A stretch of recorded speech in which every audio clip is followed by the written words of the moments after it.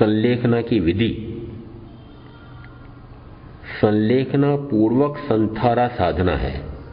मुख्य तो इसमें संलेखना है। अमुक ने संथारा ले लिया है, संथारा समाधि पूर्वक चल रहा है, अमुक समय संथारा सीज गया है, ऐसा कहा जाता है, परंपरा है। मुख्य तो इसमें संलेखना है। कभी यह भी कहा जाता है कि अभी संलेखना चल रही है, संथारा नहीं लिया है। संलेखना को भी सीधे आहार से जोड़ दिया है।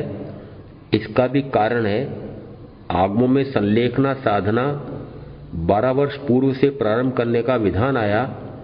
मरण काल का अनुमान आभास विशिष्ट साधक को हो सकता है, न भी हो।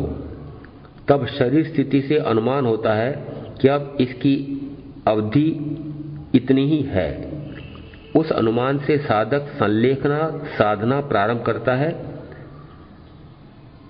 12 वर्षों पूर्व से ऐसी साधना का वर्तमान काल में दृष्टांत दिखा नहीं, परंतु जब साधक सर्व बाह्य प्रवृत्तियों से निवृत्त होता है, संयमी, प्रवचन प्रभावना, तत्व चर्चा, तत्व ज्ञान हेतु प्रशस्ततम प्रवृत्ति से भी परे होकर मात्र आत्मवृत्ति में चला जाता है, तब बाह्य संयम प्रवृत्ति के लिए भी शरीर की आहार आदि की पूर्ति नहीं करता है।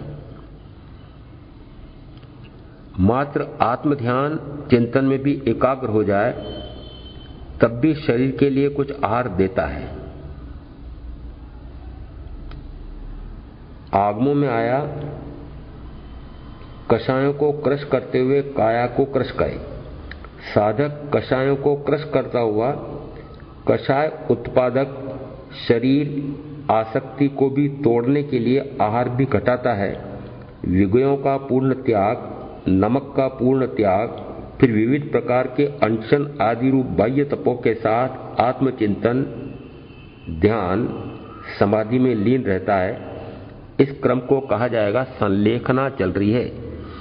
यह क्रम देश विरति साधक भी कर सकता है। उसमें पहले सर्व आरंभ परिग्रह, कार्य व्यवसाय, समस्त संबंधों, सगे संबंधी, समाज परिचय सभी से मुंह मोड़कर मात्र एकांत स्थान में साधना में चला जाता है। ऐसा नमूना मात्र उपासक दशांग में आनंद आदि श्रावकों का है। आज यदि कोई श्रावक श्राविका वैसी साधना करे तो शास्त्र उसका निषेध नहीं करते। संयम लेने की, शरीर आदि की स्थिति नहीं हो तो आनंद श्रावक जैसा करे। चाहे 5वें आर्य में संयमी और श्रावकों की प्रतिमा धारण की शक्ति नहीं रहती है, कहा है, परंतु शास्त्र ऐसी प्रतिमावत साधना का निषेध भी नहीं करते।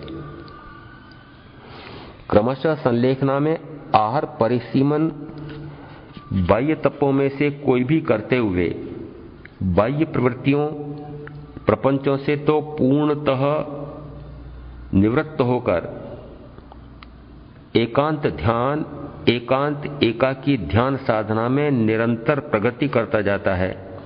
ज्ञाता दृष्टा ध्यान में साधना में रहता है। कब प्रारंभ करें?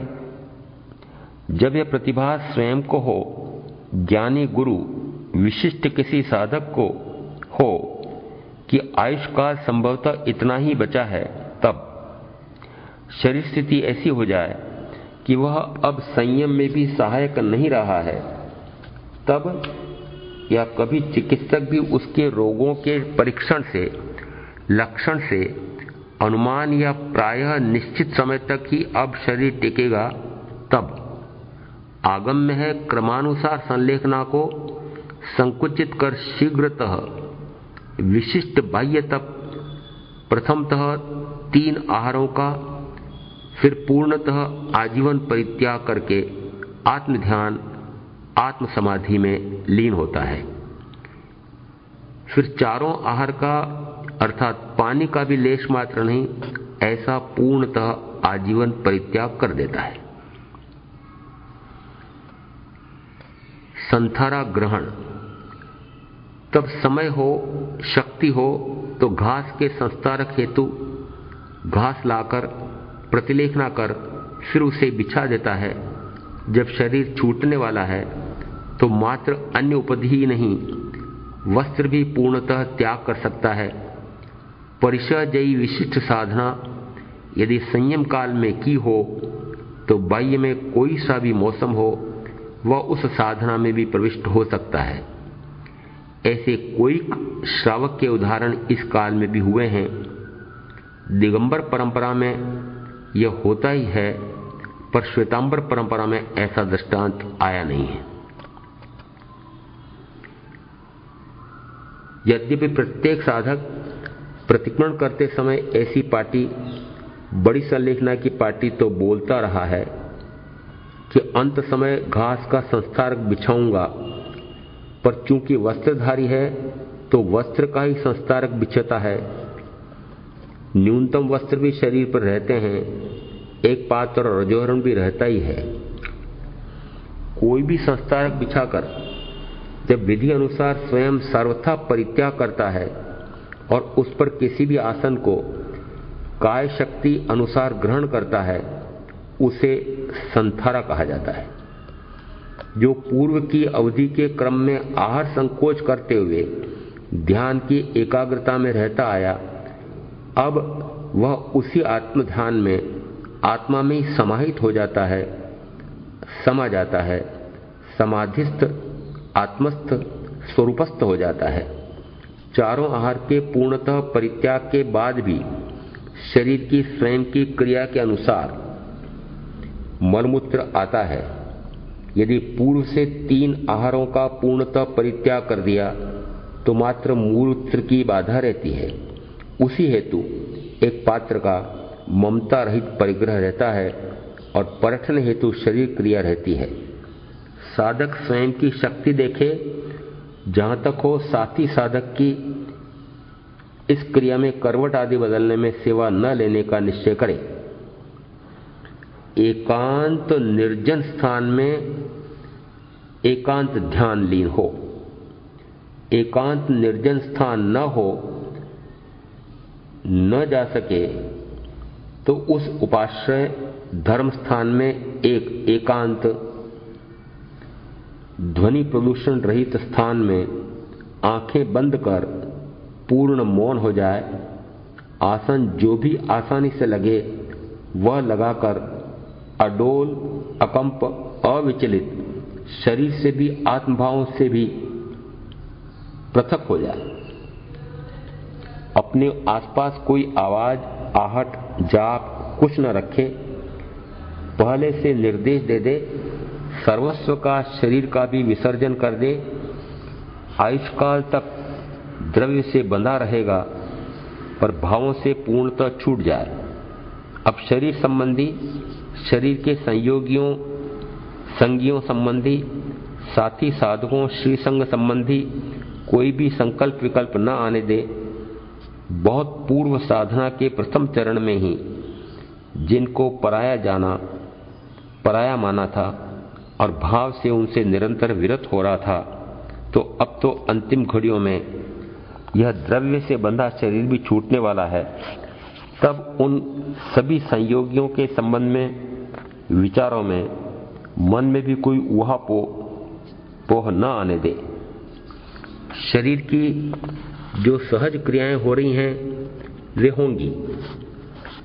जैसे श्वास के बारे में हमें ध्यान ही नहीं है, वह सतत चलती रहती है, उसमें जीव का जुड़ाव नहीं रहता। वैसे ही ध्यान साधना में, इस अंतिम समाधि साधना में शरीर के बाह्य भीतरी अंगों में जो क्रिया होनी होगी शरीर के स्वभाव के अनुसार तो होती रहेगी। वह कभी प्रियकारी सुहावनी, कभी कष्टकारी असुहावनी भी होगी। उसमें अपना आत्मा का भाव न जुड़े। उत्कट ध्यान कहें या संलेखना अब प्रारंभ होती है।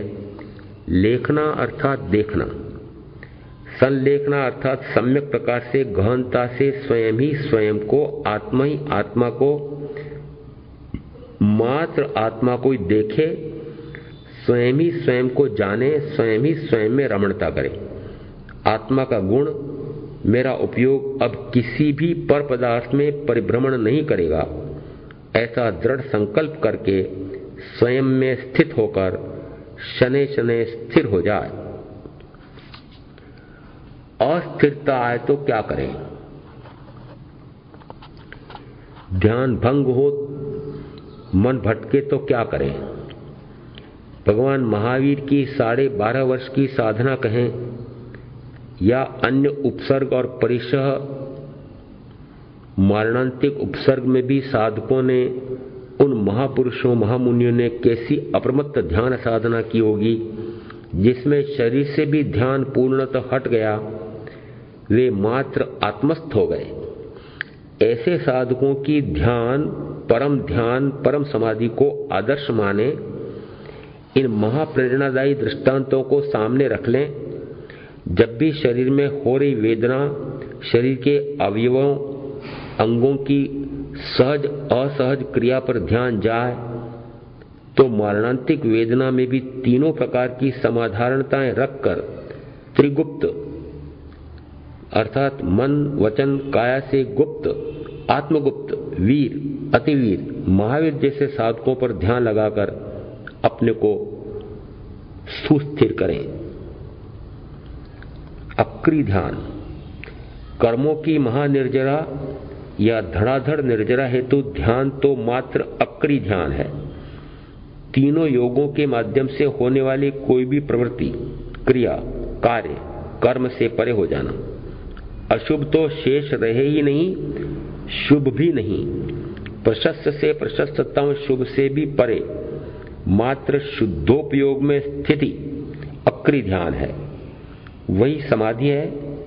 उसी से संवर पूर्वक कर्मों की धड़ाधड़ निर्जरा होती है। उसी पंडित मरण से अपूर्व ध्यान समाधि से 7-8 भाव करके, 3 भाव करके या मात्र 1 भाव करके मोक्ष हो जाता है, अंत क्रिया हो जाती है।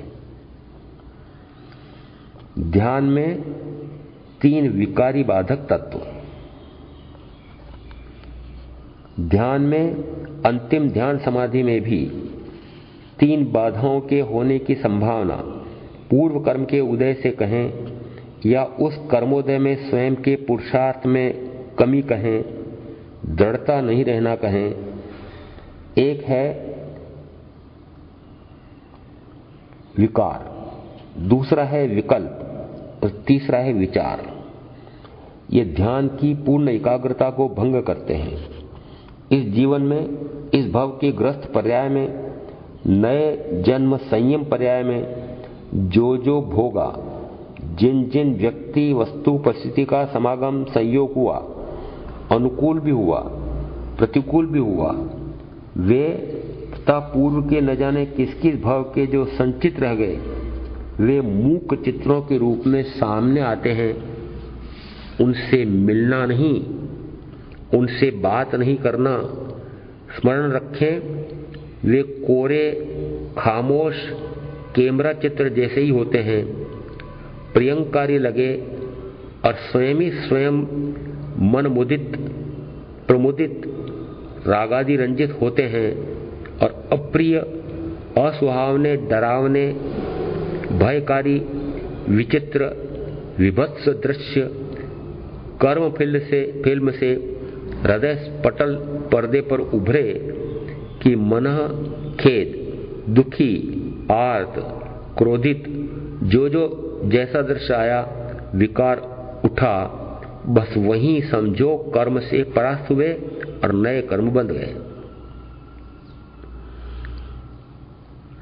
अनायास उभरे चित्रों से न जुड़े।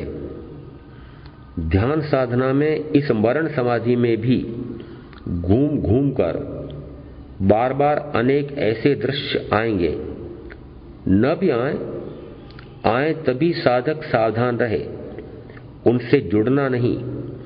जागृत अवस्था में आते जाते आंखों के सामने प्रत्यक्ष ऐसे अनेक दृश्य, व्यक्ति, वस्तुएं, स्थिति, परिस्थितियां आती हैं, तब उनसे नहीं जुड़ते। मुझे इनसे कोई मतलब नहीं, ये तो कोई भी मेरे नहीं है, ऐसे ही समझो। ध्यान में या अंतिम समाधि ध्यान में ये आते हैं जब अंदर में अकेला एक में शुद्ध आत्मा असंग, अभय, अनासक्त हूं ऐसा दृढ़ निश्चय है, तो इन अनायास आने वालों को अपना पराया का भेद करके मानना ही नहीं हो।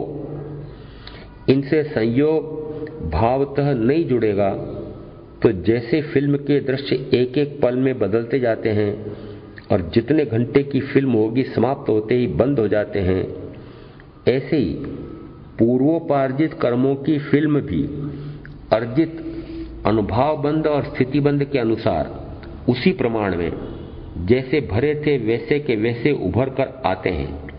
श्रोता, दृष्टा, अवाक, अकर्म, अक्रीबन सामने बैठा ताकता रहे तो एक एक पल में इतनी तेजी से असंख्य चित्र आते जाएंगे, लुप्त होते जाएंगे।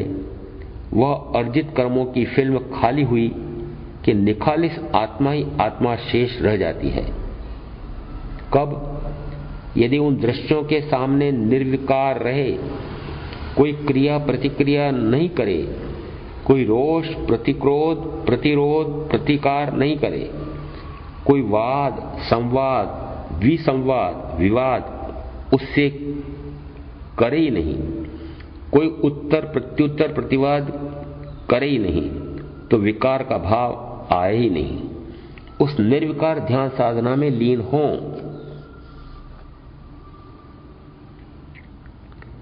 संकल्प विकल्प उठे तो क्या करें? उससे पूर्व उन दृश्यों के अनुकूल प्रतिकूल लगने पर कई प्रकार के संकल्प विकल्प उठते हैं।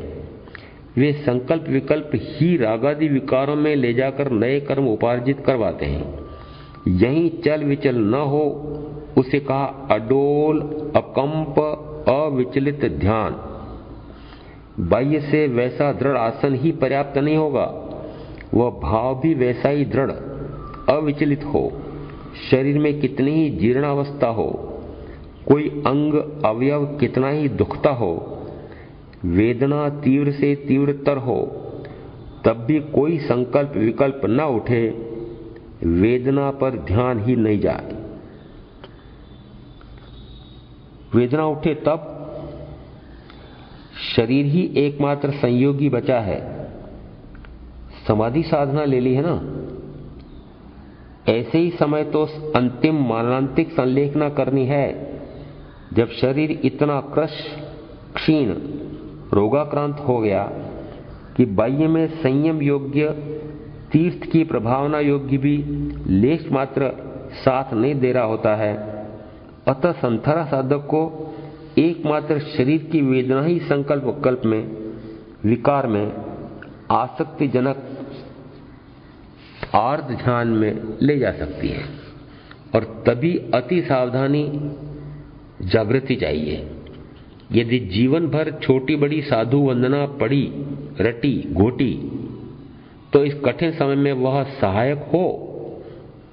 अहो, कैसे कैसे घोर परिसह सहन करने वाले अमुक अमुक अमुक महामुनि, अहो कैसे कैसे तीव्र से तीव्रतर वेदना, तीव्रतम वेदना जिसमें शरीर को ही काटा छेदा भेदा छीला मारा जलाया जा रहा है, परंतु आहा कैसे मेरे ये आदर्श महामुनि कि उस तीव्रतम वेदना की अनुभूति और उससे दुखी आर्त रौद्र हुए बिना मात्र आत्मानुभूति, आत्मसंवेदना, अपूर्व, अछेद्य,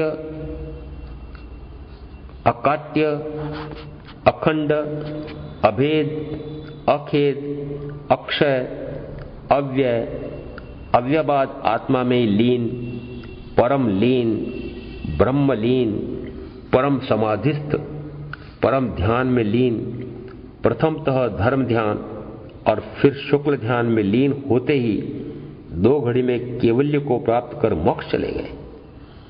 समस्त संयम पर्याय, श्रावक पर्याय में जो जो क्रियानुष्ठान स्वाध्याय ध्यान किया उसका फल सुफल सफलता तो इस अंतिम संलेखना समाधि की कठोरतम परीक्षा की अंतिम घड़ियों में होना है।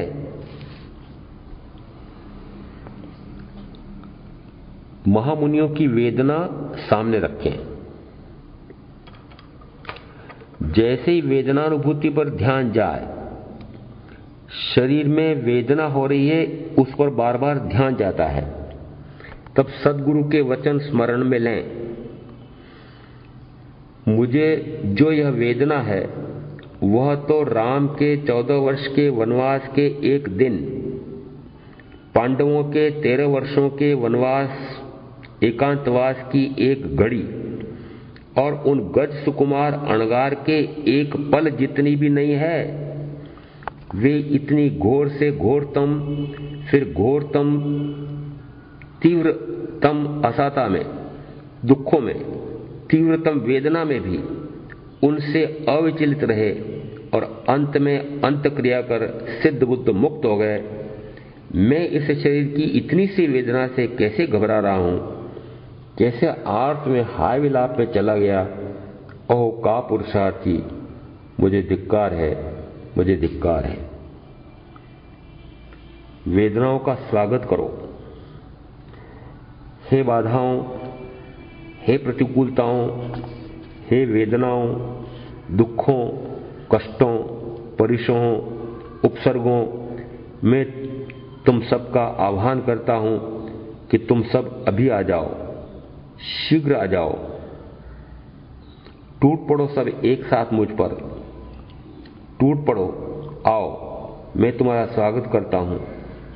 मेरे पास परम सद्गुरु, परम निर्ग्रंथ, परम शुद्ध तीर्थंकर परमात्मा का उद्बोधित परम कृपालु सद्गुरु देव द्वारा उद्घोषित वीतराग वचन का प्रबल बल है।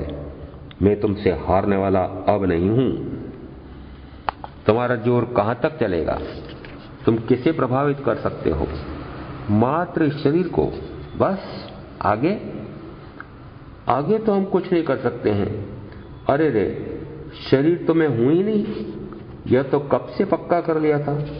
यह तो मैंने सद्गुरु देव से सुनकर पक्का कर लिया था कि यह शरीर तो वेदना की मूर्ति है, रोगों का पुतला है, सड़ने गलने वाला, वर्णगंध रसस्पर्श वाला, माटी का पुतला। यह तो न जाने कब टूटने फूटने वाला मिट्टी कलश है। एक हवा के जरा से झोंके से जैसे मिट्टी कलश फूट जाता है, मुझे पक्का ज्ञान भान है यह शरीर भी काल के एक झोंके से कभी भी छूटने वाला है। अरे वेदनाओं, तुम इसे ही दुखी कर सकती हो। मैं तो अखेद आत्मा, खेद का ज्ञाता, खेदज्ञ हूं, मात्र खेदज्ञ, खेद का, वेदनाओं का ज्ञाता, बस जानने वाला, मात्र देखने वाला। मैं खेद से दुखी, खेदित, क्षुब्ध नहीं, मैं तो इन सबसे परे शुद्ध आत्मा हूं। तुम इस आत्मा, मुझे तो स्पर्श भी नहीं कर सकते। मेरे पर तुम्हारा जोर नहीं चलेगा। केवली के वचनों का बल। आओ, सभी कष्टों, परिशों, उपसर्गों आ जाओ, आओ। जितने समय जितना कष्ट तुम्हें देना हो तुम दे दो।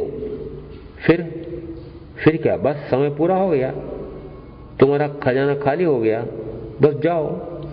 इसलिए मैं तुम सभी वेदनाओं को पुकार पुकार कर बुला रहा हूं। मैं अभी सजग हूं, मैं अभी जागृत हूं, मैं अभी आत्मा में जग गया हूं। इसलिए अभी तुम सब आ जाओ, अपना काम करो।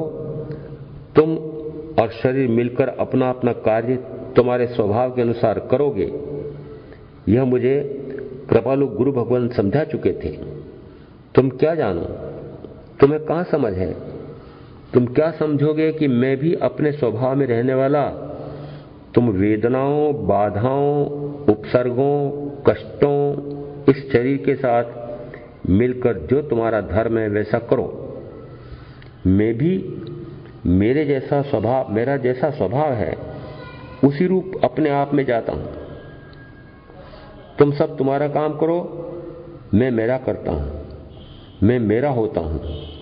मैं मेरे में, मेरे लिए ही, मुझसे ही, मुझ में ही, मेरे द्वारा ही, मुझ में अवस्थित हो मेरा होता हूं।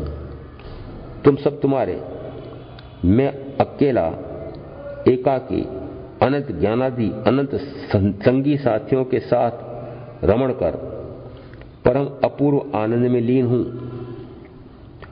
अब तुम सबका प्रभाव मुझ पर नहीं चलेगा, नहीं चलने दूंगा। तुम्हारा मेरा संबंध नहीं। वेद विज्ञान। हे वेदनाओं, दुखों आदि तुम तो कर्मों के फल से आए हो। ये कर्म तो पुद्गल हैं, कार्मण वर्गणाओं से बने हैं, वर्ण गंध रस स्पर्श गुण वाले हैं। मैं तो इनसे पूर्णतः भिन्न ज्ञान दर्शन सुख वीर्य आदि अनंत गुण संपन्न हूं। पूर्व में भ्रांतिवश भ्रम अज्ञान के कारण मैंने इन कर्मों को बुलाकर पाल लिया, अपने साथ रख लिया, बांध लिया। हो गई गलती, अब नहीं होगी। अब मैं सद्गुरु देव की कृपा से प्रबुद्ध हूं, केवल प्रज्ञप्त वाणी को समझ चुका हूं। तुम कर्मों के फल हो, पौद्गलिक अनुभव देने की ही तुम्हारी क्षमता है। मैं तो अब स्वयं के अनंत आनंद, अपूर्व आनंद, अनुपम सुख में लीन हूं। अब तुम्हारा यहां क्या जोर चले? आओ थोड़ा बैठो, विश्रांत हो, चले जाओ। हे कर्मफल चेतना रूप मैं नहीं, मैं कर्मफल चेतना रूप नहीं। हे दर्द, दुख, वेदना, कष्ट, उपसर्गादि तुम कर्म के फल हो। कर्म मैं जानता हूं वर्ण गंध रस स्पर्श गुण वाले कार्मण वर्णा से बने हुए हैं। पुद्गल कर्म के तुम बच्चे हो, तुम भी उसी स्वभाव वाले हो। तुम्हारे जैसा तुम्हारे जनक कर्म जैसे गुण स्वभाव वाला ही यह शरीर है। तुम सब आपस में मिलो, एक दूसरे से लड़ो भिड़ो। मैं तो मेरे गुण स्वभाव के अनुसार मात्र देखने वाला, मात्र जानने वाला। मैं तुम्हारे कारनामे लड़ाई देख रहा हूं। तुम सब लड़ भिड़कर एक पस्त होने वाला और एक अस्त होने वाला। मैं तो ज्ञान ज्योति से जाज्वल्यमान तेज पुंज सूर्य, उसका उदय हो गया है। अब तुम कैसे टिकोगे? जब तक मैं अज्ञान के अंधेरे में सोया था, तुमने सबने मिलकर मुझे चारों गतियों में चक्कर कटवा कटवा कर थका दिया, महादुखी कर दिया। तब मूड बनकर तुम सबको मैंने बड़ा बलवान मान लिया था। हे कर्मों, हे कर्म के फलस्वरूप आई समस्त वेदनाओं, अब मैं कृपा निधान गुरुदेव से समझ चुका कि मैं सर्वशक्तिमान हूं, अनंत वीर्य संपन्न हूं। मैंने वह शक्ति जगा ली है। अब तो मेरा कुछ भी नहीं कर सकते। तुम तो मुझे छूने की भी शक्ति नहीं रखते। इस शरीर को छूते रहो, दुख देते रहो, मैं देखता हूं, बस देखता ही हूं। अब तुमको देखने से भी मुझे क्या लाभ? मैं तो अब अपने आप को देखता हूं। मात्र देखना, मात्र जानना, स्वयं को स्वगुण ज्ञान गुण से जानना, स्व को स्वगुण दर्शन से देखना, यह तो मेरा स्वभाव है। स्वभाव को करना नहीं है, होना है। वह मैं होता हूं। परिपूर्ण ज्ञानात्मा, परिपूर्ण दर्शनात्मा, ज्ञान चेतना, दर्शन चेतना, न कर्म चेतना न कर्म फल चेतना। शरीर से मित्रता कैसे तोड़ें? हे शरीर, तुम्हारी मेरी कैसी मित्री, कैसा संयोग, बेमेल, विजातीय, सजाती का मेल जोल मैत्री कैसे हो? अच्छा, तुम याद दिला रहे हो, अपन दोनों तो अनादि से एक साथ खेले कूदे, खाया पिया, सोए हैं। अनंत काल की मित्रता है, रही होगी। तब मैंने ही अपना भ्रम पाल लिया। तुम्हारे मायाचार से यह समझ लिया कि तुम और मैं एक ही हैं, एक में की हैं। इसलिए अनंत काल तक तूने मुझे बंधन में रखकर खूब दुखी किया। अनंत बार, अनंत जन्म मरण हर गति में जाकर अनंत दुख उठाए। अब मैं समझ चुका। कृपालु भगवंत ने मुझे वीतराग देव की अच्छी शिक्षा समझ दी।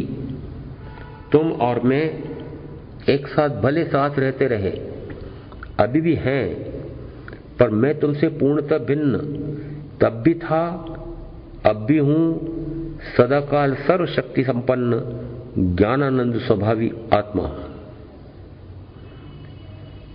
हे शरीर, तुम कुछ समय साथ और रह लो, पर बस पड़े रहो। मैंने भारी भूल कर भूत बुला लिया, तो मेरे साथ रहो बस। तुम्हारी मेरी कोई मैत्री नहीं। मैं ज्ञान दर्शन सुख वीर गुण वाला, तुम वर्ण गंध रस स्पर्श वाले। एकदम विपरीत जो गुण मुझ में है, वैसा एक गुण भी, एक अंश भी तुम्हारे में नहीं है। जो तुम्हारे गुण हैं वह एक अंश भी मुझ में नहीं है। वह तो मेरे अज्ञान से मैंने मान लिया कि तुम्हारे गुण ही मेरे गुण हैं, इसलिए इतने काल तुझसे निभ गई। अब समझ लिया मैंने, तुम भिन्न हो, मैं भिन्न हूं। अब तेरी मेरी कट्टी, तेरी मेरी छुट्टी। अपना अपना काम करो। हे शरीर, अब तुम तुम्हारी जानो, मेरी मैं जानो, दोनों अपना अपना काम देखो। मैं जानता हूं तुम्हारे स्वभाव के अनुसार तुम अपने गुणों में निरंतर बदलते रहते हो। तुम अब चाहे सड़ो, कि चाहे गलो, कि चाहे रोगी हो, कि जीर्ण हो जाओ, कि शीर्ण हो जाओ, चाहे मर भी जाओ, तो मेरा कुछ नहीं सड़ा गला। मैं तो अजर अमर अविनाशी चैतन्य प्रभु हूं। अजर अमर अविनाशी चैतन्य प्रभु, स्वयं ही मैं अपना प्रभु हूं। अब मैं उठ गया हूं, जग गया हूं। अब मैं तुम में क्यों रहूं, क्यों रमूं? मैं तो मुझ में मेरे गुण में रमने वाला, मेरे गुणों में रहने वाला हूं।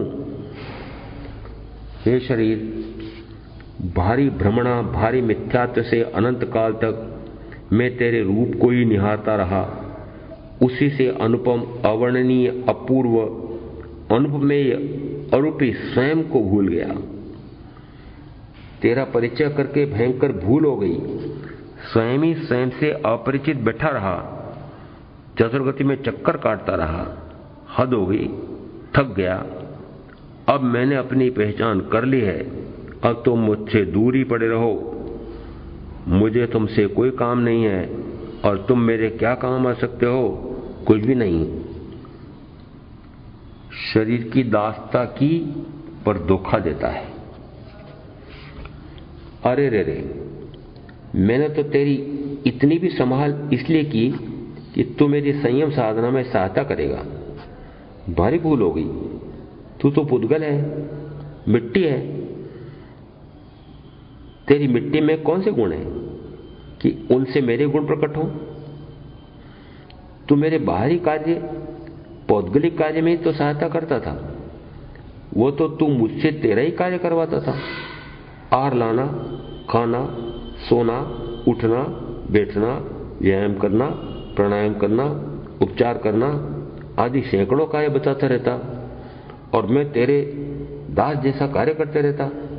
और इतनी सेवा तेरी की, फिर भी स्वाध्याय ध्यान आदि में जाऊं तो तू अपने दर्द वेदनाओं की ओर ध्यान खींचता है।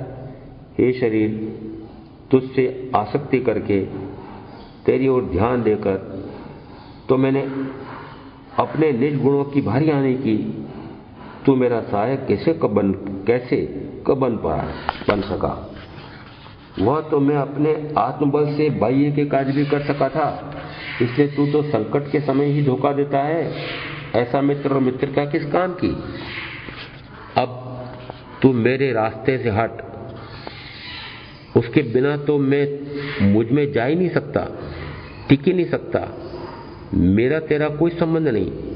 तू मेरा नहीं, मैं तेरा नहीं। तू तो सदा अपना ही बना रहता है, अपने स्वभाव में, अपने गुणों में रहता रमता है। अब मैं भी अपने स्वभाव में, अपने गुणों में ही जाता हूं। मात्र अपने आप को जानना, अपने आप को देखना, स्वयं में रहना, स्वयं में रमना, बस किसी को भी नहीं देखना।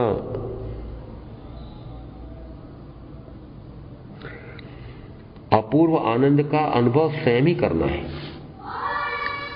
साधक विचार करें कि यह ग्रंथि भेद जो चौथे गुण स्थान पर किया था, जो अपूर्वकरण करके सर्व बाह्य प्रवृत्तियों से परे होकर आत्मा के आत्मिक आनंद का आस्वाद लिया था, वह पूरी साधना में निरंतर बढ़ता रहा। अब इस अंतिम काल में, इन अंतिम घड़ियों में वही अपूर्व आनंद निरंतर वृद्धिगत हो, वह स्वयं ही करना है। जब शरीर, परिवार, धन, वैभव, सुख साधनों से संबंधित कोई भी विकल्प उठे, तो जिनके संबंध में उठे उनसे मेरा कोई संबंध नहीं, वे कोई मेरे नहीं, मैं उनका नहीं, इस चिंतन में जाते हुए सब विकल्प शांत हो जाएंगे, होने वाले विकार रुक जाएंगे। ऐसा करने से एक निर्विकल्प, निर्विकार आत्मस्थिति बनेगी। मन का जो तेजी से उन पर चिंतन जाए, तभी उसी मन से भेद विज्ञान का चिंतन करें। मन एकदम रुकता नहीं, उसे कुछ न कुछ मसाला चाहिए। जो मन पूर्व में शुभाशुभ चिंतन में जा रहा था, उसका ऊर्ध्वीकरण, रूपांतरण प्रशस्त भावों से करें। त्रिगुप्त आत्मगुप्त हों। वस्तुतः अनंत कर्मों की अनंत निर्जरा अक्रिय ध्यान से है। तब मन का मनन, वचन का उच्चारण, काया की क्रिया से अप्रभावित रहकर इनको गुप्त अक्रिय कर देना है। मन से शुभतम मनन, जैसे मैं मात्र शुद्ध आत्मा हूं, ये शरीर आदि मैं नहीं, मेरे नहीं, इन संकल्प विकल्पों से भी परे होना है। जो मैं नहीं हूं उसका चिंतन भी क्यों, मैं वह हूं नहीं, यह विकल्प भी मिट जाए। मैं आत्मा और बाह्य में परमात्मा, वे में एक हैं, एक जैसे हैं, यह अकाट्य सत्य है। फिर मैं आत्मा हूं, मैं आत्मा हूं, मर वचन का यह चिंतन मनन भी बंद हो जाए। जो मैं हूं, जैसा मेरा वास्तविक रूप है, जो पर रूप है, पर रूप से दृष्टि फिर जाए, स्वरूप स्थिति हो जाती है। मात्र इतना इस अंतिम साधना में करना है कि पर पदार्थ पर दृष्टि ही नहीं जाए। मैं यह हूं, मैं यह नहीं हूं, यह विचार जिन क्षणों में बंद हो, वह निर्विचार दशा है, वही अक्रिय ध्यान है। कुछ नहीं करना, निस्तब्ध, पूर्ण मौन, न विचार, न विकल्प, न विकार, ऐसा ज्ञाता दृष्टा भाव बने। जितने क्षणों तक ऐसा हो, वही आत्मा का अपूर्व आनंद है, वही स्वरूप रमणता है, वही इतने कर्मों से परे कर दे कि एक भाव लेकर यथाख्या चरित्र प्रकट हो जाए, सिद्ध बुद्ध मुक्त हो जाए। अब उसी का अभ्यास करें, वही पुरुषार्थ करें। अचानक एक परिजन का चित्र सामने आ गया। शून्य, उस मन को सहन नहीं हुआ। तभी मनन, यह प्रीता का भाव क्यों, पहले भी प्रीता करके कर्म बांधे, अब तुम मेरा अंत समय अंतिम घड़ियों में भी पीछा कर रहे हो। हटो, तुम मेरे नहीं, मैं तुम्हारा नहीं। फिर अब तो कालचंद ताल ठोक रहा है, न जाने किस क्षण शरीर ही छीन लेगा। अरे तुम मात्र शरीर से ही तो संबंधी हो, इस शरीर ही मैं नहीं, मैं तो बहुत पूर्व निश्चय कर चुका। फिर भी पूर्व कर्म के उदय में उनसे परास्त होकर इससे पृथक नहीं हुआ। इसके ममत्व से अंश में जो इंद्रिया शक्ति थी, इसलिए तुमसे संबंध चलते रहे, हानि ही हानि की, कर्म बांधे। अब तुम क्यों आ गए? अपने स्वार्थों से नाटक कर करके मुझे खींचते जाते रहे। अब मैंने तुम्हारा वह नाटकीयपना समझ लिया, चलो हटो। जिस जिस चित्र के उभरने पर उनसे राग द्वेष मोह या कषाय भाव उठने लगे, तभी मन से ही चिंतन कि तुम्हारा मेरा कोई संबंध नहीं, मैं आत्मा, तुम सुंदर शरीर या असुंदर शरीर, मेरे प्रिय अप्रिय, ऐसा कर करके मैंने बहुत कर्म बांध लिए। अब नहीं, बहुत हो गया। अब मैं मात्र वीतराग भाव में जाता हूं। शुद्ध भाव में हूं। मोहियों से हटने हेतु निर्मोही परमात्मा पर ध्यान। हे मोही प्रियजन, तुम दूर ही रहो। आह भगवान ऋषभदेव, आप कैसे निर्लिप्त, निर्मोही, सभी स्वजन प्रियजन सामने खड़े हैं, वहीं सामने वात्सल्य मूर्ति मां स्नेहपूरी शब्दों से अपने लाडले पुत्र को पुकार रही है, परंतु कैसे आप निर्मोही परमात्मा, लेश मात्र भी मोह राग नहीं। ओ भगवान, जैसे आप वैसा मैं भी निर्मोही आत्मा हूं। हे मोह दया, तुम दूर ही रहो।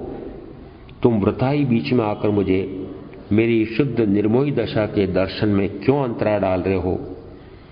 पहले ही मैंने इन मोही परिजनों से मोह कर करके खूब कर्म बांधे हैं। हे मोहितों, तुम सब हटो। हे मोह, तू मेरा नहीं, विभाव है, प्रभाव है, विकारी भाव है। यह मोह वृथा है, कर्म बंद करवाने वाला है। मैं तो मात्र ज्ञाता दृष्टा स्वरूपी आत्मा हूं, निर्विकारी शुद्ध आत्मा, मात्र ज्ञाता, मात्र दृष्टा, स्व में स्थित आत्मा, स्वयं ही स्वयं का ज्ञाता, स्वयं ही स्वयं का दृष्टा, मात्र आत्मा, मात्र आत्मा। एक वैरी का चित्र स्वभाव के आनंद में लीन होते ही फिर एक चित्र दिखा, मेरी संपत्ति को हानि पहुंचाने वाला, माल लेकर हाथ ऊंचे करने वाला, अकारण ही नौकरी से हटा देने वाला। जैसे ही ऐसा चित्र दिखे, उसके संबंध में द्वेष या वैर का भाव उठने लगे, तब चिंतन को मोड़ दें। ध्यान स्वरूप से हटकर एक अप्रिय शत्रुता कराने वाले वैरी पर, मैंने तो तुमसे पहले ही मुंह मोड़ लिया था, मैंने सारे वैर विरोध, वैर की गांठें वो सिरा दी हैं। मेरा कोई अप्रिय नहीं, मेरा कोई शत्रु नहीं, मेरा कोई वैरी नहीं, मेरी सब जीवों से मंगल मैत्री, मेरा किसी से कोई द्वेष नहीं, वैर नहीं, विरोध नहीं, घृणा नहीं, तिरस्कार नहीं, वितृष्णा नहीं, ईर्ष्या नहीं, मेरा किसी जीव से कोई दुर्भाव नहीं, सर्व जीवों के प्रति समभाव। मैं भी आत्मा, ये सभी भी आत्माएं। ओ भगवान, आपने सत्य वचन कहे, तू ही तेरा मित्र है, तू ही तेरा वैरी है, शत्रु है। सद्भाव से मित्र और दुर्भाव से दुश्मन। मेरा कोई शत्रु नहीं, मेरा कोई मित्र नहीं। मैं तो असंग आत्मा, अभय, अनासक्त, अपने आत्मधर्म स्वभाव में दृढ़, मात्र आत्मा, मात्र ज्ञान, केवल एकाकी आत्मा, केवल ज्ञान। गालियां देने वाला चित्र। ध्यान फिर भटका, सामने एक गाली देने वाला खड़ा दिखा। जो कर्म फल कर्म भंडार में भरे हैं, ये फल सामने आते हैं, मुझे फिर कर्म बंद करवाने वाले हैं। तुम मेरे कोई नहीं, मैंने सारे संबंध तोड़ लिए, फिर भी तुम गालियां दे रहे हो। मैं तो आत्मा हूं। ध्यान गजब भटकता है, उसी ध्यान को मोड़ दें। क्या देखें? महामुनि अर्जुन माली को देखो। ओ अणगार अर्जुन माली ध्यान में मुझे दिख रहे हैं। गली मोहल्लों से आने वाले कई लोग चौराहे पर आ रहे हैं। अणगार भगवंत को देखते ही कुपित होकर गालियां दे रहे हैं, थूक रहे हैं, लातें, घूंसे, पत्थर मार रहे हैं। ओह धन्य हैं, आप कैसे ध्यानस्थ हैं, उन पर आपका ध्यान ही नहीं है। अपने आप में लीन, अपनी आत्मा की, तीर्थंकर परमात्मा की ध्वनि, वीतराग ध्वनि श्रवण में ही लीन है। तो गालियां कहां से सुनाई दें? मैं भी उसी ध्वनि में लीन हूं। किसी से राग मत कर, किसी से द्वेष मत कर, किसी से राग मत कर, किसी से द्वेष मत कर, भयंकर कर्म बंद करके चतुर्गति में दुख उठाना पड़ेगा। मात्र वीतराग भाव में, स्वभाव में लीन होता हूं। हे साधक, ध्यान रखें, जब भी विकार विकल्प में ले जाने वाले चित्र उभरें, वैसे भाव होने लगे, तभी चित्र दूसरा ले आए। वह चित्र, वैरी का चित्र, बद्ध कर्म फल चुकाने आया। जुड़े कि मरे, निर्लिप्त अलिप्त रहे तो तिरे। वीतराग के वचनों का पुनः पुनः स्मरण और उन्हीं के आधार पर साधकों ने कैसे वीतराग साधना की, उन आदर्शों पर ध्यान लगाकर फिर प्रशस्ततर प्रवृत्ति से निवृत्त होकर आत्मवृत्ति में पहुंचे। रसना भोग का दृश्य आ गया। फिर कुछ समय में मन उछलकर एक प्रियजन के प्रीति भोज में जा खड़ा हुआ। रसनेन्द्रिय के भोग अन्य इंद्रियों के प्रत्यक्ष अप्रत्यक्ष भोगों में जाने लगे। तभी तुरंत रूपांतरण, ऊर्ध्वीकरण करें, दृश्य बदलें। कहां जाएं? कौन सा दृश्य देखें? विरामान परमात्मा सीमंदर स्वामी का समोषण लगा है। मैंने विमान से अति दूर उतरकर आकाश में से यह दर्शन किए, सुनाई दिया, हे मनुष्यों, इंद्रिय विषयों से कभी तुष्टि संतुष्टि नहीं होती। इनकी मांग के अनुसार यदि पूर्ति करते हो तो आग में घी के समान तेजस्वी हो, खूब धधकती है। इन्हें नियंत्रित करो, इनका निग्रह करो, जितेंद्रियता से ही परमानंद पाओगे।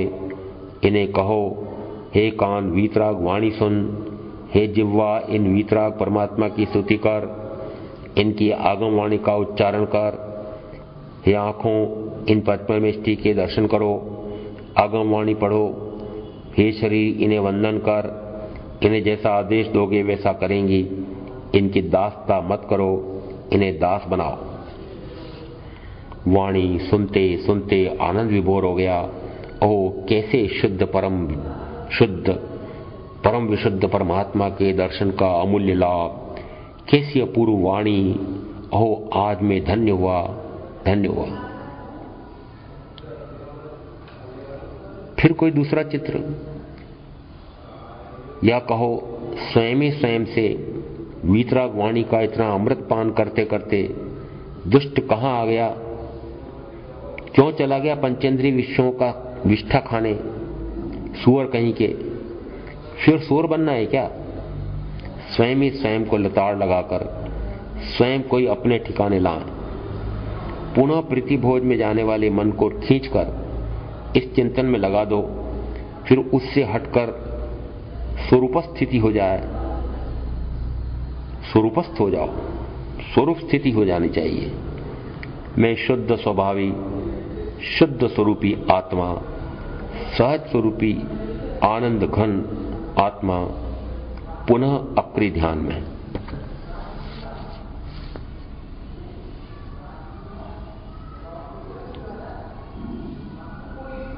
शुभाशुभ भी मेरा और शुद्ध भी मैं।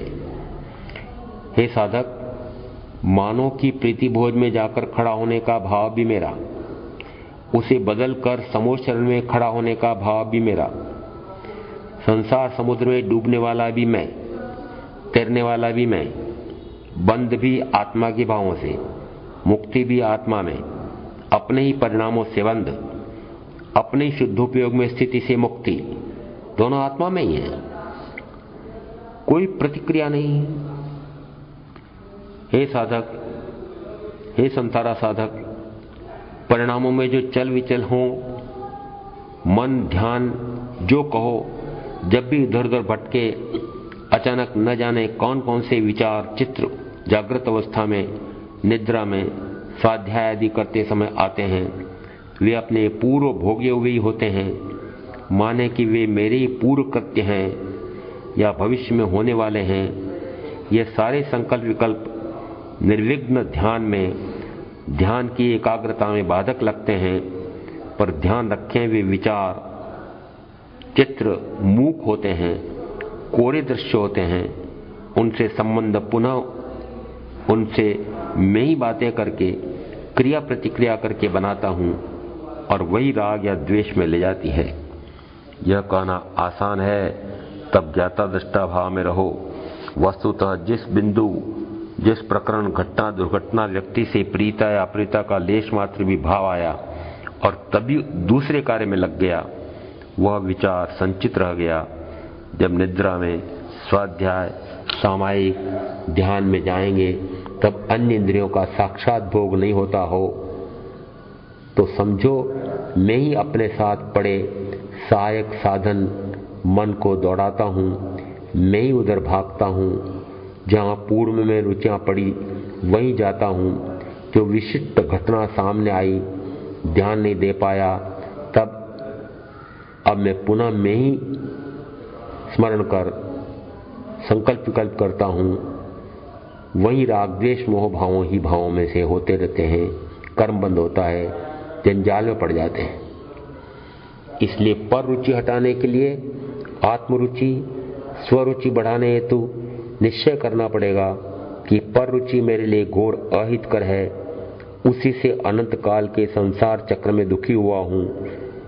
स्वरुचि, आत्मरुचि, परमात्म रुचि में ही अनंत आनंद, अनंत सुख है। संसार के कार्यों, पराये कार्यों को गौण और आत्मा के शुद्धि हेतु क्रियानुष्ठानों को मुख्य मानने से, फिर परंगमुख से स्वान्मुख होने से ही पाप मार्ग से कल्याण मार्ग पर आ जाते हैं। मृत्यु का आभास हो तो मोहियों से नहीं मिलना।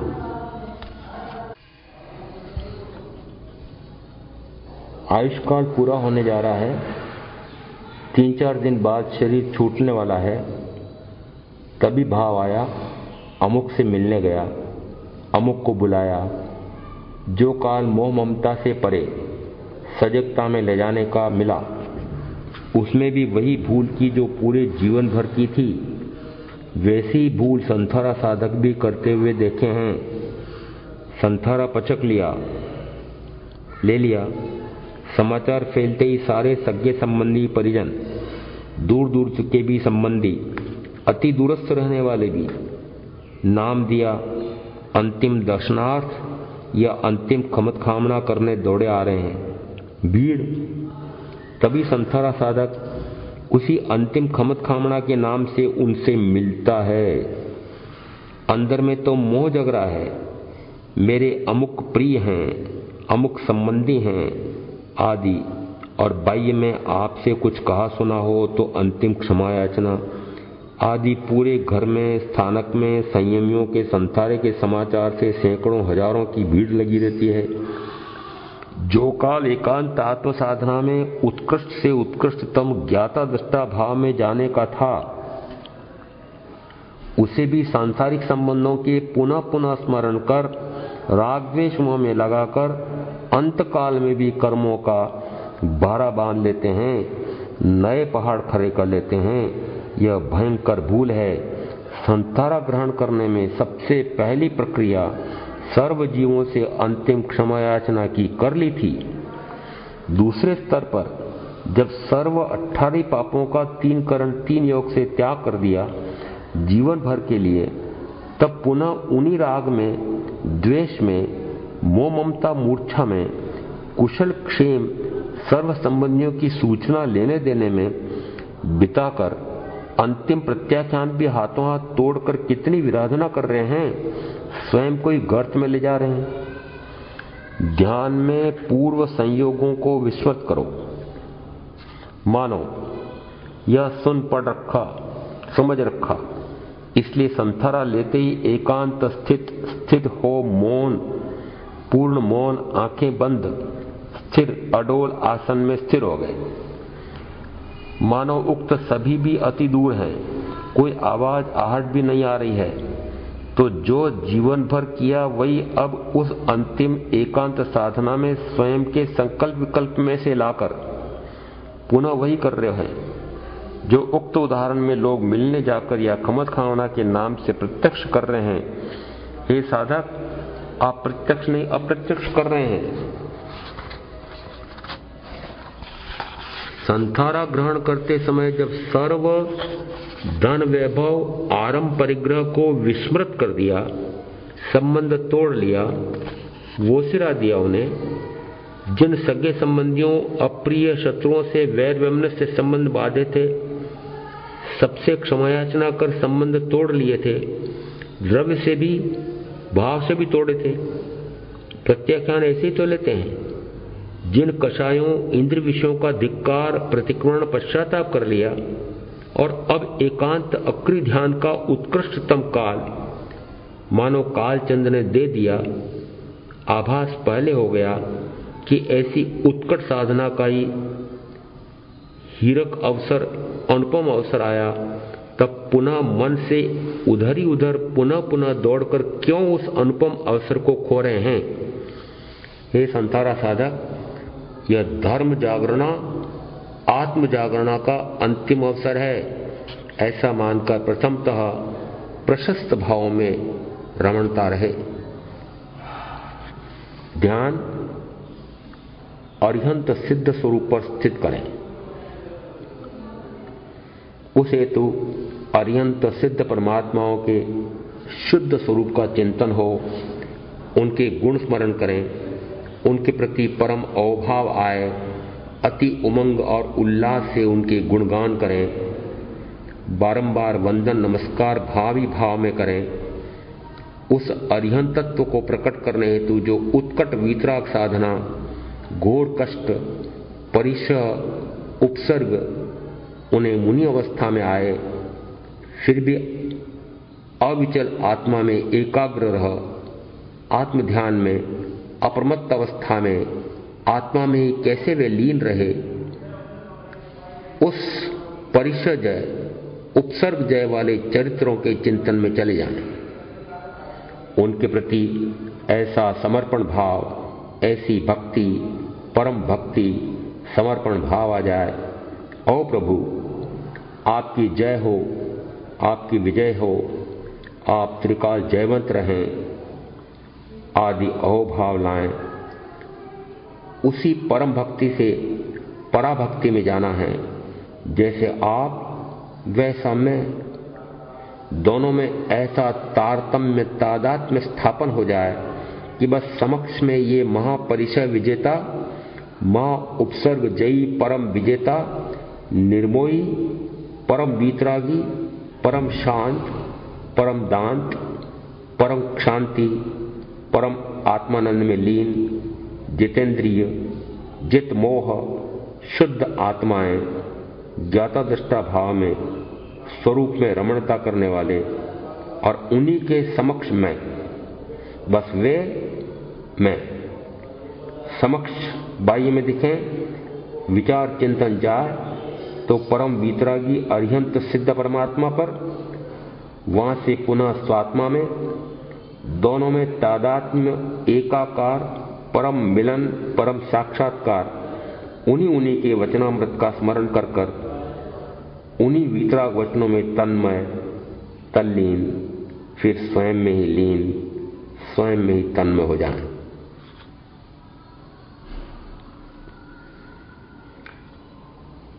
एकांत अशुभ, शुभ भाव से भी परे अक्रिय। निंदना गर्हा के जो फल आगमों में आए हैं, वहां अप्रशस्त से प्रशस्त प्रवृत्ति अध्यवसायों में आने से फिर करण गुण श्रेणी कर मोहनीय कर्म का क्षय कर देता है। अशुभ हैं 18 पाप, शुभ हैं 9 पुण्य, चतुर्गति भ्रमण में ले जाने वाले। संथारा लेते ही या आयुष टूटने के आभास के साथ ही अमुक से मिलने जाना, अमुक सगों को बुलाना, पास में बुलवाना आदि जो ऊपर उदाहरण दिए, कल्पित नहीं सत्य घटनाएं प्रत्यक्ष देखी हैं, ये सब एकांत अशुभ अध्यवसाय हैं, पाप बंधकारी हैं। उन्हें तो पूर्णतः बंद कर दें। फिर भाव आया बेटे, धर्मपत्नी, देखो मेरी अमुक राशि, रकम, अमुक बहन, अमुक बेटी, पोती, दुहितों को दे देना, अमुक संपत्ति, अमुक को आदि कार्य करने बैठे, ये सब एकांत राग द्वेष मोहजनक भयंकर पापबंध में ले जाने वाले हैं। इनसे भी पूरी तरह से हट जाएं।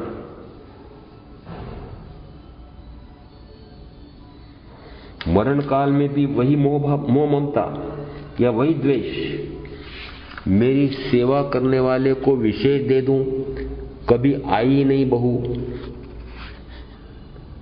पतोहू, क्यों दूं उसे, लो क्यों दूं, लो। अंत समय में भी राग द्वेष पाल लेते हो। जिसका जो होना होगा संपत्ति में मेरी ओर से आग लगा दी मैंने।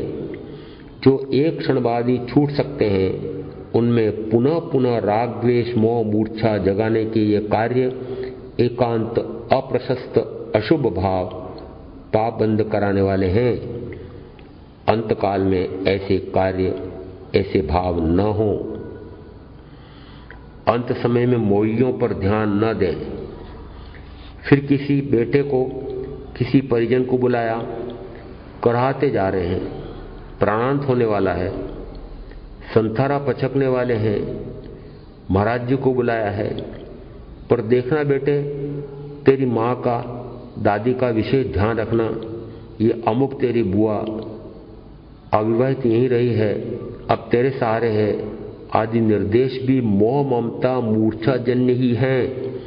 संथारा लेने वाले हैं, अंत समय समीप दिख रहा है, या संथारा ले लिया है, साता पूछने वाले चले गए, फिर बेटे बहू को भलावनी दे रहे हैं। एकांत मोहकारी पापकारी माने पूरी तरह इस अशुभ अध्यवसाय से हट जाएं। अर्थ ध्यान न आने दें। मानो ऐसा अशुभ नहीं, मेरा अमुक धन उस परोपकारी संस्था को, अमुक अमुक पशु पक्षियों के लिए, अमुक रोगियों की सेवार्थ, अमुक धर्म स्थानक धर्म प्रवृत्तियों में दे देना आदि। ये पाप के स्थान पर पुण्य प्रवृत्ति। जो देना हो अपने हाथ से पहले दे दो, जो बचा वह जिसके भाग्य में होगा वह भोगेगा। हे संथारा साधक, सोचें, मुझे अब इन झंझटों जंजालों में पड़कर क्यों दुखी होना, अंतिम घड़ियों में भी क्यों आर्त ध्यान में शुभाशुभ प्रवृत्तियों में बिताऊं, ऐसा सोच करके हट जाएं। अब आ गए प्रशस्त से प्रशस्ततर, शुभ से शुभतम स्वात्मा में ले जाने वाले परम निमित्तों में। पापों की आलोचना कर उनका प्रत्याख्यान कर लिया। सर्व पंच परमेष्टि परमात्मा से अविनय अशातना की अंतःकरण से क्षमा मांग ली, सर्व संग से क्षमा मांग ली, सर्व सगे संबंधियों परिचितों जिन जिन से संबंध थे अपने किए कराए अपराध की क्षमा मांग ली, दे दी। फिर आजीवन चारों हार के प्रत्याख्यान ले लिए। सर्वस्व का परित्याग कर सर्व से संबंध तोड़कर मुंह मोड़कर मात्र आत्मोन्मुख ही होना है। वहां आकर फिर गलती हो जाती है। वे ही पुनः मनन चिंतन में आ जाते हैं, अर्थात अभी जिनको अंतिम रूप से अंतकाल के कारण वो सिरा दिए, शरीर को वो सिरा दिया, फिर मन उधर क्यों जा रहा है।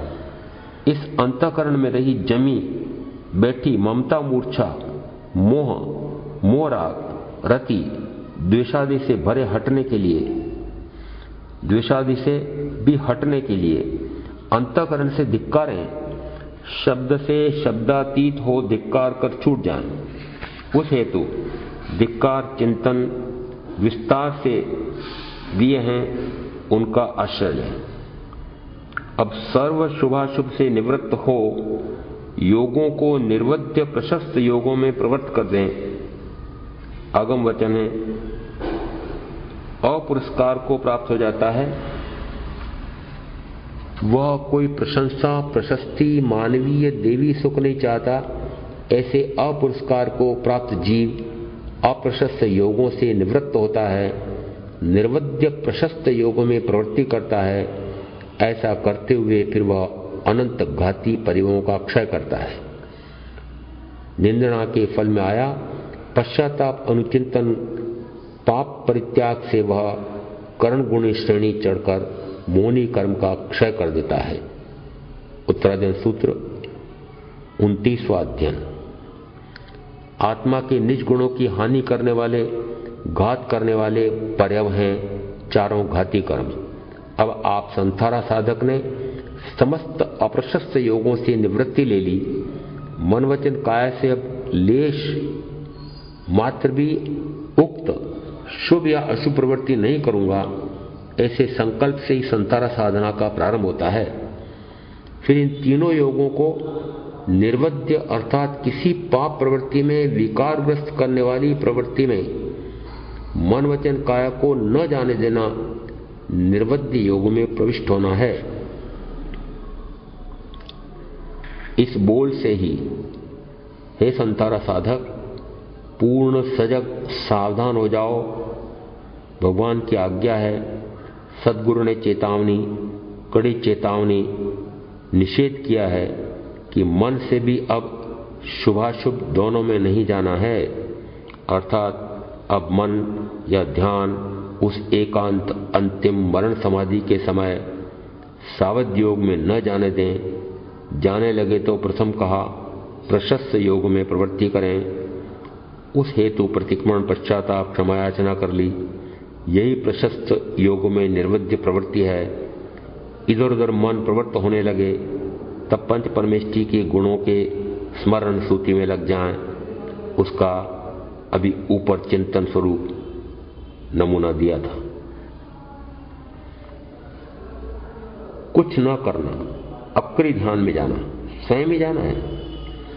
हे संथारा साधक, महावीर या महावीर के आगम, उससे भी आगे अंतरतम अंतरात्मा में गहरे उतरकर परमात्मा स्वरूप प्रकट करने के लिए अक्री ध्यान साधना में ले जाते हैं। व्याख्या प्रगति 2.5 और स्थानांक 3.3। अंतिम देशनामय आगम इन तीनों योगों से अशुभ शुभ प्रशस्त से भी परे कर गुप्त कर देने की देशना दे रहे हैं। इस अंत समय की अंतिम घड़ियों में हे साधक मात्र आत्मस्थ स्वरूपस्थ हो जाना है। अतः निरंतर अनायास आने वाले अनेकानेक दृश्यों, चित्रों, विचारों को प्रशस्त अध्यवसायों, भावों, चिंतन के माध्यम से खाली कर दें। मात्र यह कहूं कि उन विचारों को ज्ञाता दृष्टा भाव से तटस्थ बैठे देखते रहो। इन शब्दों से वे विचार नहीं रुकेंगे। वे कुत्सित विकारग्रस्त करने वाले भावों में ही तो रमण कर रहा हूं। अब ज्ञाता दृष्टा भाव वाला और कौन है? वही तो भटक कर उनमें अटक गया है। तब हे संथारा साधक उन विचारों के उठते ही अरिहंत के असिद्ध परमात्मा की गुण चिंतन स्मरण स्तुति में मोड़ना है। उधर भटकने वाला भी मैं ही, वहां से ऊर्ध्वकरण रूपांतरण मोड़ देकर शुभाशुभ से प्रशस्त शुभ में मोड़ने वाला चिंतन करने वाला भी मैं ही हूं। मन और आत्मा यहां इस अपेक्षा से अलग अलग नहीं है। मन कभी एकाकी प्रवृत्ति नहीं करता। मन की प्रवृत्ति जो बाह्य में जाती है तब मैं ही जा रहा हूं। जब मुझे बाहर जाना होता है 18 पाप प्रवृत्ति में या 9 पुण्य प्रवृत्ति में या धर्मानुराग रूप प्रशस्त प्रवृत्ति में, तब मैं आत्मा उस मन रूपी घोड़े पर सवार होकर बाहर निकल रहा हूं। अब उस घोड़े से उतरकर उसे किसी खूंटे पर बांधकर पूर्णतः चुप कर, हटाकर, मिटाकर मैं आत्मवृत्ति में जाता हूं। शब्दों में अभिव्यक्ति ऐसे ही दी जा सकती है। वस्तुतः उस समय उक्त प्रवृत्तियों से परे मैं शून्यावस्था में होता हूं। निरंक, निष्क्रिय, अक्रिय, अशब्द, अयोग। प्रत्येक ध्यान साधक को उन समस्त प्रवृत्तियों से निवृत्त होने वाली साधना हेतु ही ये 12 व्रत, 5 महाव्रत, 5 समितियां, इतने आगमिक विधि निषेधों का पालन, शास्त्र वाचना, श्रवण, मनन, चिंतन है। संथारा साधक के पास तो अब इन प्रवृत्तियों में से शुभ के लिए, प्रशस्त शुभ धर्मानुराग के लिए भी समय नहीं है। उसे तो स्व समयरत होना है। कुछ नहीं करना, ऐसा करो, यह न करो भी गुरुदेव की मजबूरी है कि शब्दों में न करो को भी करो कहना पड़ रहा है। शिष्य एक विचित्र परिस्थिति में अंतर्द्वंद में पड़ जाता है कि जीवन भर संसारियों से सुनता रहा, यह करना यह करना, गुरुओं से भी यही सुनता रहा, सामायिक करो, स्वाध्याय करो, माला फेरो, जाप जपो, तप करो, प्रत्याख्यान करो, प्रतिकोण करो आदि एक नहीं अनेक करो करो ही सुनता रहा और करता भी रहा।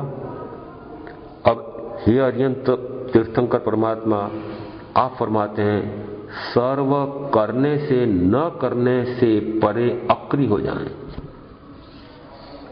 उपमा से समझें। घड़ी में पेंडुलम जोर से एक सिरे पर उत्तर से दक्षिण तरफ गया, वहां से पुनः दूसरे सिरे पर उत्तर की ओर आया। एक अति से दूसरी अति में घूमता ही रहता है, 24 घंटों घूमता रहता है। वैसे ही एक अति संसारी कार्य, दूसरी अति धार्मिक क्रियाएं।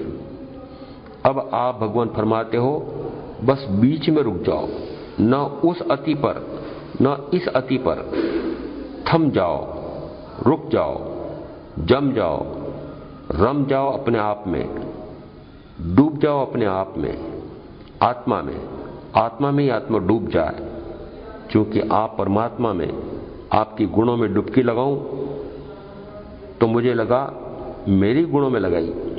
इसलिए यदि कभी बाहर जाऊं तो आप पर आकर, आप में रमकर, जमकर, आपका स्मरण कर अपने में जम जाऊं, अपने में रम जाऊं, अपने में डट जाऊं। यह कला सद्गुरुदेव ने समझाई। धन्य है वे।